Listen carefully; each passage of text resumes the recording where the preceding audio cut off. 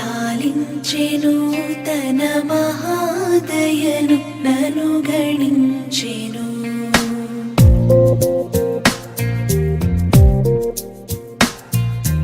యెహోవా నా మురళాలించెను తన మహాదయను నను గణించెను.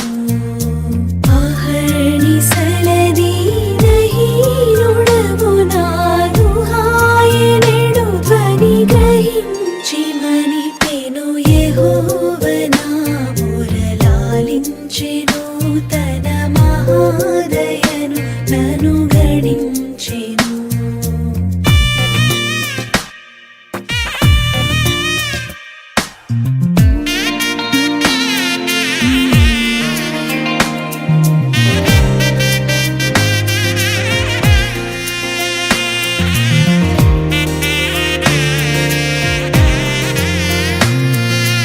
అనీతి వస్త్రమెడలించెను యేసునాథు రక్తమున ముంచెను. అనీతి వస్త్రమెడలించెను యేసునాథు రక్తమున ముంచెను. వినూత్న యత్నమిదను నీ ఎన్నడు గనన్ వినన్ ప్రేమ నాకు చూపెను.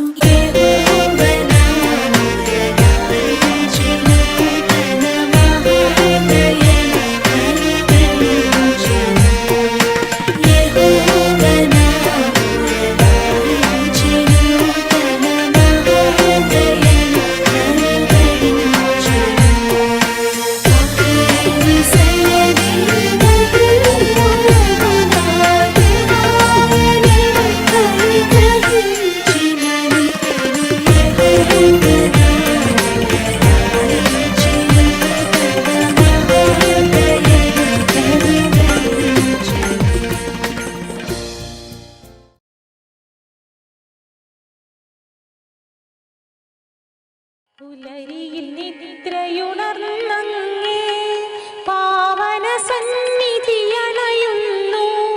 കർത്താവേ നിൻ കരുണയ്ക്കായി നന്ദി പറഞ്ഞു നമിക്കുന്നു.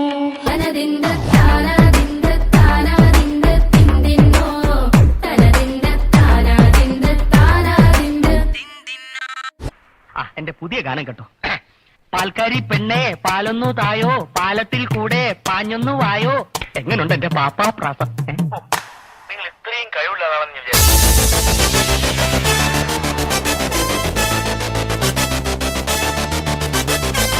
ആർക്കും എന്നെ തടുക്കാനാവില്ല. പാൽക്കാരി പെണ്ണെ പാലൊന്നു തായോ, പാലത്തിൽ കൂടെ പാഞ്ഞൊന്നു വായോ. പാൽക്കാരി പെണ്ണെ പാലൊന്നു തായോ, പാലത്തിൽ കൂടെ പാഞ്ഞൊന്നു വായോ.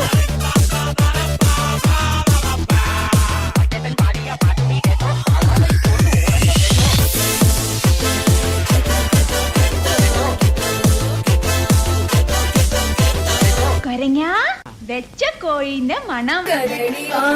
കയ്യിലിരുന്ന് കാക്കയിന്നു വിരുന്നു വിളിച്ചു. വിരുന്നുകാരാ വിരുന്നുകാരാ വിരുന്നുകാരാ വന്നാട്ടെ. വിരുന്നുകാരാ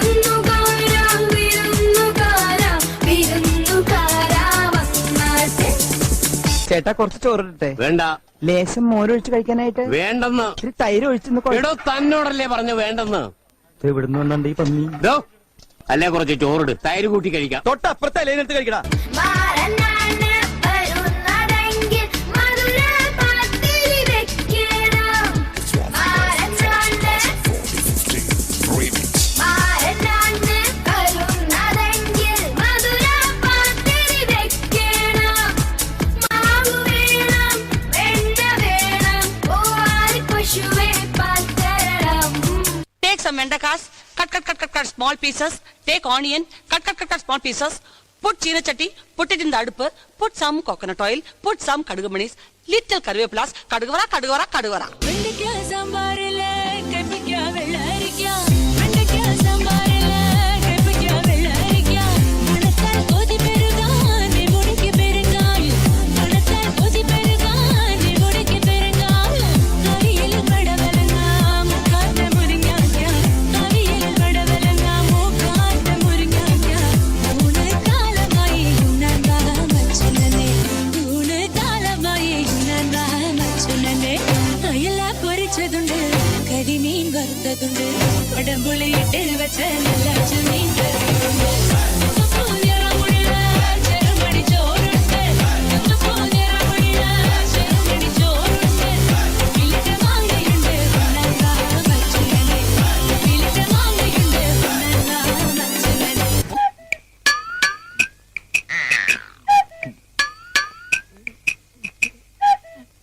കലങ്ങിയില്ല.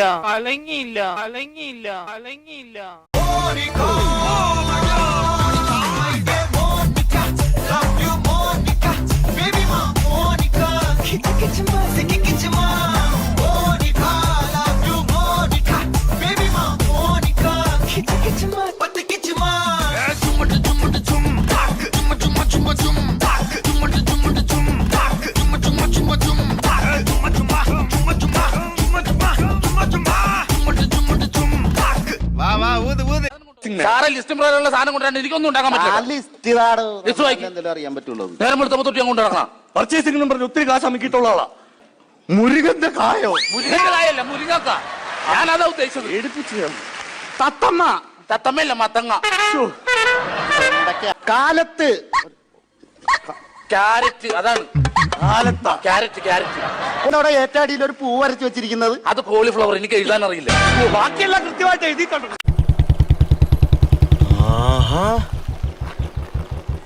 Hi. Yes, thank you. Okay. ഇവിടെ ഉണ്ടാവില്ലേ? അല്ല, നിങ്ങൾ എന്താ ഇവിടെ? കാര്യമുണ്ടെന്ന് വെച്ചോ. പഴമാണോ? ഇതെന്താ സംഭവം? കണ്ടിട്ടെന്ത് തോന്നുന്നു? എല്ലാം കഴിഞ്ഞപ്പോ പായസം കുച്ചാൻ വന്നേക്കാം മോൻ. എന്നാ പിന്നെ ഞാൻ പൂക്കളിടണ അവിടെ വരെ പോയിട്ട് അവിടെ ഞാൻ കുറച്ച് പെമ്പിളാനിങ് ഉണ്ടാവും.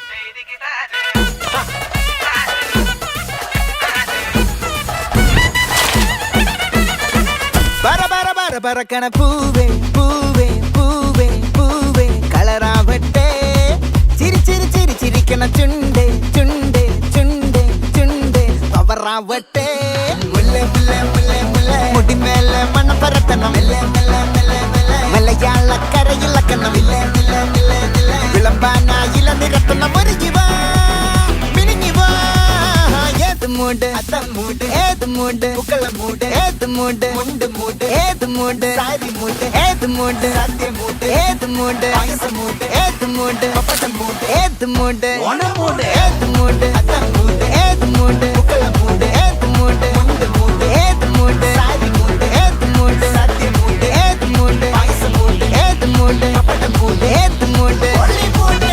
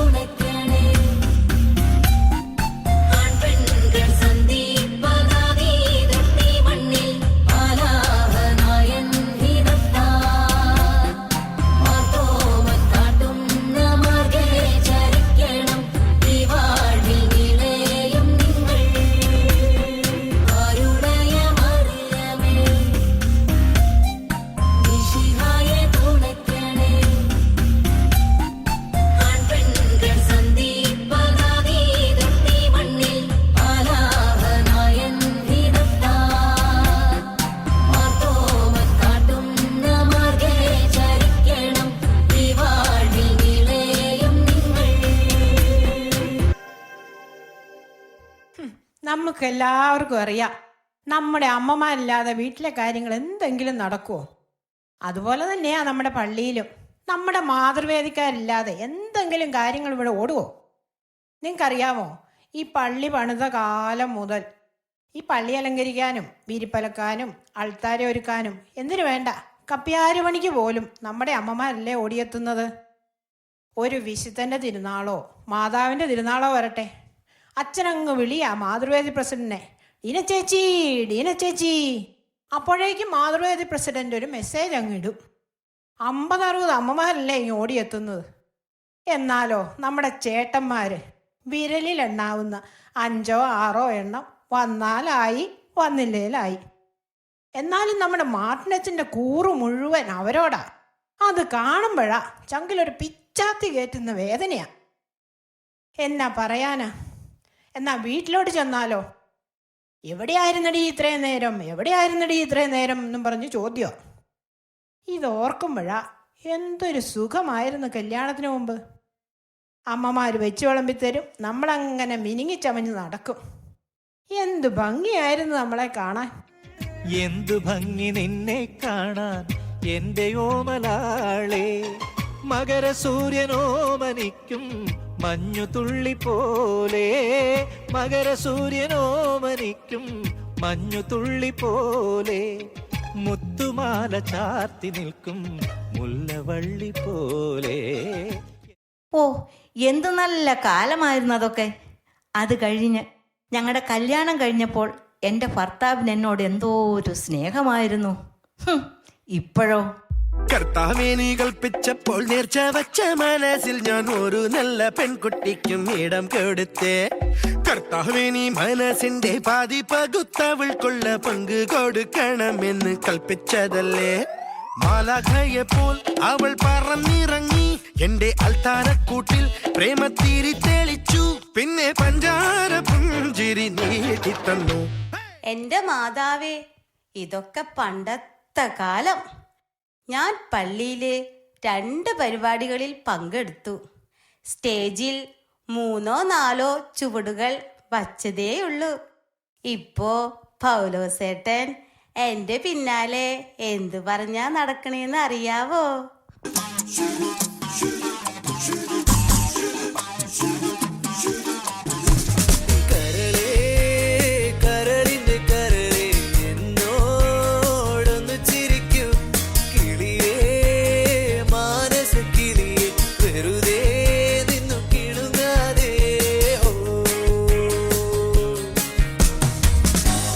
എൻ്റെ മോളമ്മ ചേച്ചി, പോളേട്ടൻ രാവിലെ ചായ കുടിച്ചുകൊണ്ടിരിക്കുമ്പോൾ നാരായണ നാരായണ എന്ന് നാമം ജപിക്കുന്ന പോലെ എൻ്റെ പിന്നാലെ വന്ന് എന്നോട് എന്താ പറയുന്നതെന്നറിയാമോ?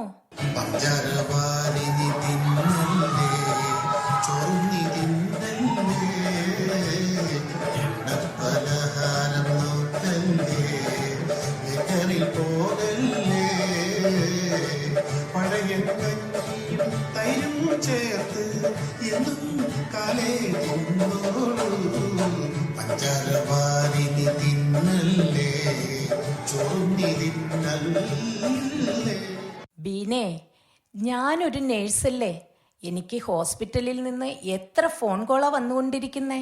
എത്ര പേരുടെ ജീവനാ എൻ്റെ കൈകൊണ്ട് രക്ഷിക്കേണ്ടത്. എൻ്റെ ഫോണൊന്ന് ചിലയ്ക്കാൻ തുടങ്ങുമ്പോഴേക്കും അവിടെ തുടങ്ങും മാത്തുക്കുട്ടിച്ചേട്ടൻ. എന്റെ വിളിപ്പേര് എന്താണെന്നറിയോ? മൊബൈൽ റാണീന്ന്.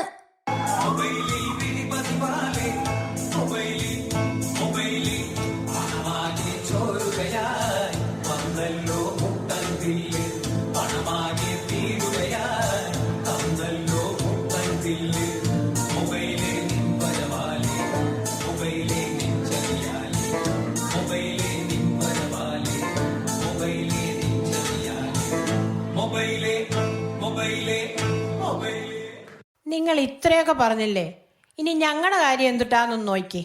എൻ്റെ പൊന്നു പെങ്ങന്മാരെ, ഈ പാവൻ ജോസഫേട്ടൻ്റെ കഷ്ടങ്ങളൊന്ന് കേൾക്കണട്ടാ. റിട്ടയർ ആയതിനു ശേഷം സമാധാനമായിട്ട് വീട്ടിലിരുന്ന് ടിവിയും ക്രിക്കറ്റും കുറച്ച് ടെന്നീസൊക്കെ കളിച്ച് ന്യൂസ് പേപ്പറും വായിച്ചിരിക്കാനായിരുന്നു ഞാൻ ആഗ്രഹിച്ചത്. എന്നിട്ട് എൻ്റെ കോലം കണ്ട. നിങ്ങളുടെ ഫിലോമിന ചേച്ചിയല്ലേ എൻ്റെ ഭാര്യ, രാവിലെ തന്നെ കത്രികയും ഗ്ലൗസും പിന്നെ എന്തൊക്കെയോ കുന്ത്രാണങ്ങളും എടുത്ത് മൂപ്പരുടെ ഗാർഡനിലേക്ക് അങ്ങ് ഇറങ്ങും. പിന്നെ കയറി വരുന്നതാ 12-12:30 ആകുമ്പോൾ. വന്ന ഉടനെ ചോറായില്ലേ, എന്തുകൂടെ കറി വെച്ചേ, ഞാൻ കഷ്ടപ്പെട്ട് ഗാർഡനിൽ പണിയെടുക്കാറുള്ളതല്ലേ, വെറുതെ ഇരുന്ന് TV കണ്ട് സമയം കളയാന്നേ, എന്തുകൂടെ ചെയ്യാ എന്ന് ഇത് തന്നെ അവസ്ഥ.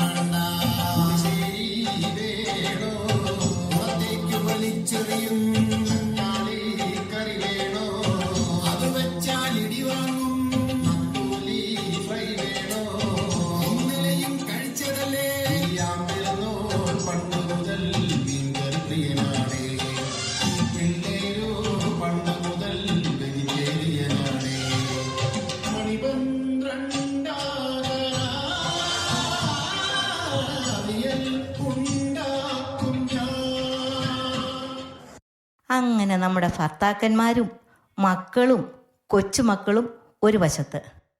അങ്ങനെ നമ്മൾ പ്രായമായി ആത്മീയ കാര്യങ്ങളിൽ കൂടുതൽ ശ്രദ്ധ വയ്ക്കാം എന്ന് വെച്ച് പള്ളിയിൽ ചെന്നപ്പോൾ ആത്മാവിൽ ഒരു പള്ളിയുണ്ട്, അതിലൊരു സക്രാരിയുണ്ട്, അവിടേക്ക് എഴുന്നള്ളാൻ അതിൽ കുടികൊള്ളാൻ ആത്മനാഥനീശോ വരേണേ. ആത്മാവിൽ ഒരു പള്ളിയുണ്ട്, അതിലൊരു സക്രാരിയുണ്ട്, അവിടേക്ക് എഴുന്നള്ളാൻ അതിൽ കുടികൊള്ളാൻ ആത്മനാഥനീശോ വരേണേ. എന്നിട്ടോ പട പേടിച്ച് പന്തളത്തി എന്നപ്പോൾ പന്തവും കൊളുത്തി പട എന്ന് പറഞ്ഞ പോലെയായി കാര്യങ്ങൾ. അവിടെ ഇപ്പോൾ പള്ളി പണിയുക, കാശില്ല. മാതൃവേദിക്കാരെങ്ങനെയെങ്കിലും കാശുണ്ടാക്കണം. നിങ്ങൾ പരിപ്പുവട വിറ്റോ, ഉണ്ടംപൊരി വിറ്റോ, ബിരിയാണി വിറ്റോ, അല്ലെങ്കിൽ ചിട്ടി കൂടിയോ എങ്ങനെയെങ്കിലും കാശുണ്ടാക്കാനാണ് പറയുന്നത്.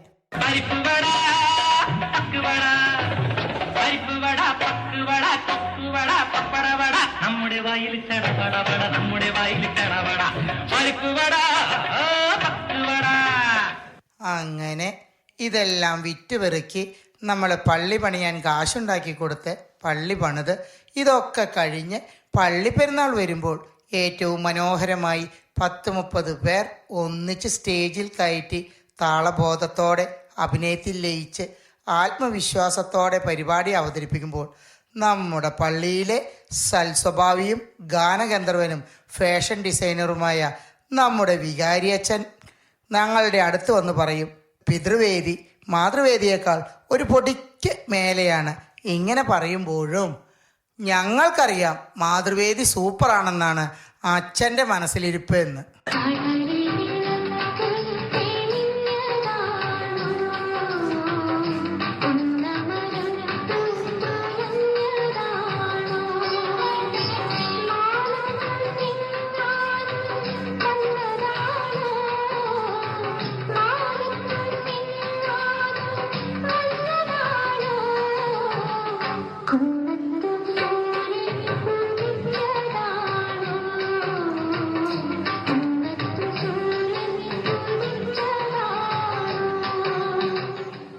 ഇതെല്ലാം കേട്ടുകൊണ്ട് കുഞ്ഞാടിൻ്റെ നിഷ്കളങ്ക സ്വഭാവമുള്ള ഒരാൾ ചെറുപുഞ്ചിരിയോട്, എനിക്കൊന്നും അറിയില്ല രാമനാരായണ, ഈ രക്തത്തിൽ എനിക്ക് യാതൊരു പങ്കില്ല എന്നും പറഞ്ഞിരിക്കുന്ന നമ്മുടെ അസിസ്റ്റന്റ് വികാരി മെൽവിനച്ചൻ.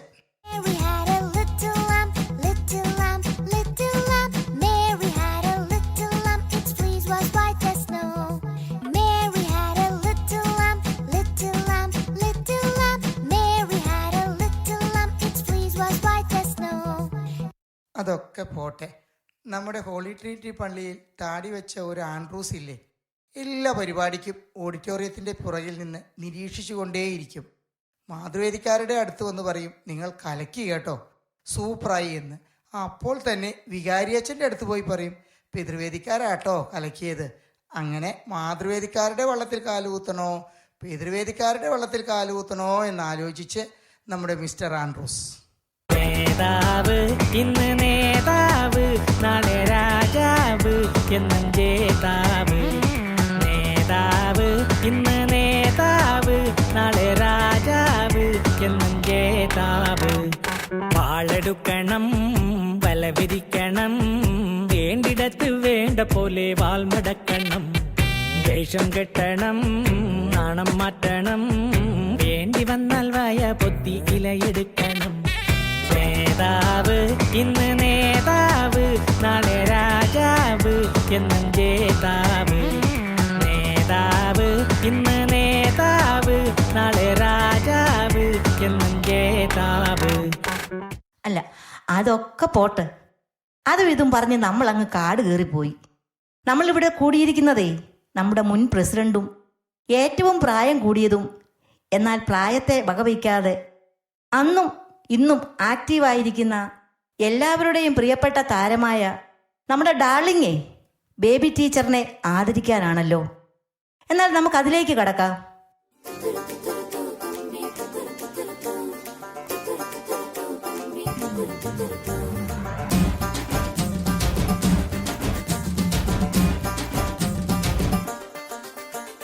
ചുണ്ടത്ത് ചെത്തിപ്പൂ ചെണ്ടു വിരിഞ്ഞു, പല്ലാക്ക് മുക്കുത്തി കല്ലുമിനുങ്ങി, കല്യാണ ചെമ്പൊന്നിൻ താലികിലുങ്ങി, അല്ലിപ്പൂലോലാക്കിൻ ചേലുകിണുങ്ങി. ഇനിയും വരാത്തതെന്തേ എൻ തുമ്പി നീ അരികിൽ വരാത്തതെന്തേ? ഇനിയും വരാത്തതെന്തേ എൻ തുമ്പി നീ അരികിൽ വരാത്തതെന്തേ?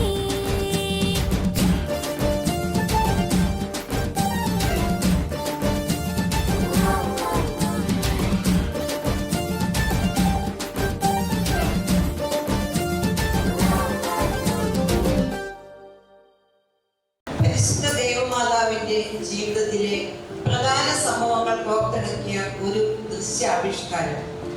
ദൈവം തന്റെ പുത്രനെ മാതാവായി തിരഞ്ഞെടുത്ത കളങ്കമറ്റ കന്യകയാണ് പരിശുദ്ധ മാതാവ്. ദാവീദ് രാജാവിന്റെ കുടുംബത്തിൽ യോവാക്കിമിന്റെയും അന്നയുടെയും മകളായി ജനിച്ച മറിയം വിശുദ്ധരിൽ ഏറ്റവും ശ്രേഷ്ഠയാണ്. മംഗളവാർത്ത. ഒരിക്കൽ ഗബ്രിയേൽ മാലാഖ നസറത്തിലെ കന്യകാമാതാവിന്റെ അടുക്കൽ വന്നു. മാലാഖ മറിയത്തോട് പറഞ്ഞു, ദൈവകൃപ നിറഞ്ഞവളെ സൃഷ്ടി, കർത്താവ് നിന്നോടുകൂടെ. നീ ഗർഭം ധരിച്ച് ഒരു പുത്രനെ പ്രസവിക്കും, അവന് ഈശോ എന്ന് പേരിടണം. മറിയം മാലാഖയോട് പറഞ്ഞു, ഇതാ കർത്താവിന്റെ ദാസി, നിന്റെ വചനം പോലെ എന്നിൽ ഭവിക്കട്ടെ. മറിയം എലിസബത്തിനെ സന്ദർശിക്കുന്നു. ആ ദിവസങ്ങളിൽ മറിയം യൂദയായിലെ മലമ്പ്രദേശത്തുള്ള ഒരു പട്ടണത്തിലേക്ക് തന്റെ ഇളയമയായ എലിസബത്തിനെ സന്ദർശിക്കാൻ തിടുക്കത്തിൽ യാത്ര പുറപ്പെട്ടു. അവൾ സക്രിയായുടെ വീട്ടിൽ പ്രവേശിച്ച് എലിസബത്തിനെ അഭിവാദനം ചെയ്തു. മറിയത്തിന്റെ അഭിവാദനം കേട്ടപ്പോൾ എലിസബത്തിന്റെ ഉദരത്തിൽ ശിശു കുതിച്ചു ചാടി.